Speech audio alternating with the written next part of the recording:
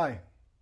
Ahimsa means non-violence. It's the first of the yamas, which are like a moral code of conduct that yoga practitioners, yoga teachers use to navigate their relationships with everything else in the world around them. And so when we're trying to behave in a non-violent way, we might find ourselves moving in the direction of veganism. Now, many yoga teachers are not vegan, and I've seen a number of different videos on YouTube talking about why people might be vegan or not vegan. But today I wanted to talk a little bit about what non-violence means to me in my experience and how I've moved towards and trying to move in the direction of non-violence. Now, it is very difficult, I think, perhaps impossible to live without any violence whatsoever. But we can do our best, and that's what the practice is about. This is yoga practice. It doesn't need to be yoga perfect, but the more we can maintain a direction towards perfection, perhaps the better we will feel in ourselves, and also our relationships will be with others. So non-violence is something that's really important to me as a person. I began moving towards veganism, I guess, in my early 20s. I went through this kind of process of thinking a little bit more about where my food came from. I met people who influenced me, and they helped me to think about how animals were raised, how crops were grown, the different fertilizers, perhaps pesticides that were used or not used, the conditions that the animals were raised in. So I, in my early 20s, started to want to eat more foods that were organic, that were grown in ways that I deemed to be more sustainable, using less water, using less artificial inputs like fertilizers or pesticides. And I was drawn to labels like humane, hand-reared, things like, happy eggs, whatever it might have been. The extreme of that, I guess, is like the laughing cow. But there's a lot of labels, and I kind of grew to realize this over time, that don't really represent the actual reality that the animals are going through. And so over time, in my mid-30s, when our son was born, I was thinking really deeply about the kind of environment that he was going to grow up in. And I thought, in fact, sorry, something happened before, and I should mention that because it was pivotal. When we got a small dog and we brought her home as a puppy, I remember the evening that we brought her home, and I felt very uncomfortable about the fact that we had chicken in our fridge, and also eggs and milk. But the chicken, I really felt like it's a bit unusual that I've got an animal that I immediately fell in love with and I want to take really good care of. Yet in my fridge, I've got the chopped up body parts of another animal that would have wanted to live in exactly the same way that our dog wanted to live. And so pretty much overnight, I went from eating meat on a regular basis to not eating any meat whatsoever. And then quite soon after that, so when our son was born in 2014, I had been moving towards going vegan. And it was just logical because I couldn't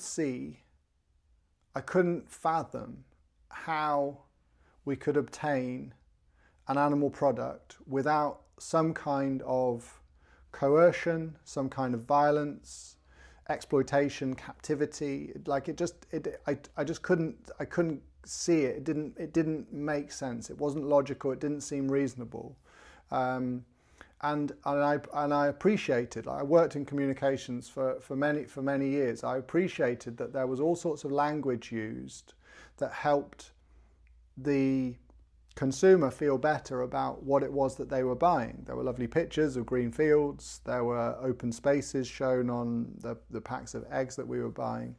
But the thing that really struck me was that any of these, around the time of getting a dog or my child, any of these individual creatures that were being exploited for their skin, their body parts, their secretions, would have wanted to be free in the same way that I would, same way that our dog would, in the same way that our son would. And so I guess I started to see beyond the labels. Appreciate this video might be a little bit of a ramble, but I wanted to give you a bit of perspective, or at least I wanted to illustrate where I've come from. And so a few months after our son was born, I decided that I no longer wanted to use any animal products whatsoever. So I sold my leather shoes, gave them to charity, some of them. I decided I'm not going to wear any wool, I'm not going to wear any silk, I'm not going to wear anything that comes from animals, and neither am I going to consume, as in put those animal secretions or flesh or body parts into my body and view them as food any longer. And so that was the direction I went in. Now this happened 3 years before I came to yoga, but when I came to yoga, I'd already studied very loosely some of the concepts of Buddhism, and I sort of agreed with the precepts, which are a little bit like the yamas for Buddhism. They're a moral code of conduct, if you like. Now, both the yamas and the precepts are a guide as to how we should relate to others. So they're like rules, a code of conduct, if you like. And what I see in the yoga community is that some people choose to apply them in a way that fits their own worldview. So, for example, you might hear people saying, well, it's more sustainable or it's more compassionate for me to eat fish because I live in a fishing community, or it's more beneficial for the local community for me to eat cows because all my friends are farmers. And I think that, to me, is a slight misunderstanding of what compassion is. I think compassion is wanting others to be free from harm, to be safe, to be well, and to be able to live without persecution, particularly without physical violence. So I don't think the yamas are something that we pick and choose. But that example that I've given, I think, explains the reason that some yoga teachers will eat meat, will eat animal products, use animal products, and some won't. So it really depends on whether you want to apply them in their truest sense, or whether you might want to adjust them slightly. Now, the second yama is satya, which means truthfulness, and they all work in accordance with one another.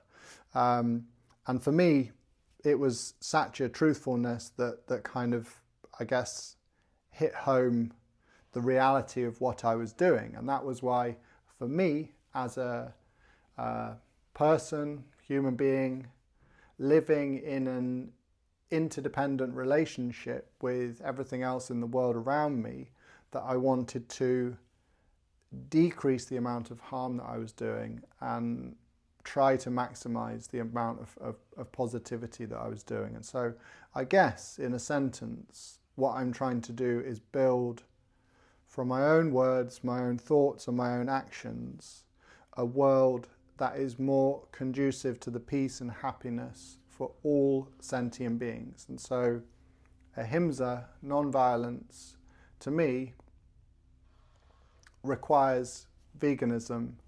But maybe that's not the case for every yoga teacher. So I'd be interested to hear people's views on this. If you have any views, please put them in the comments. I'd be very open to discuss them. And like, subscribe. If you enjoyed this video, feel free to share it with your friends. And thank you for watching. Namaste.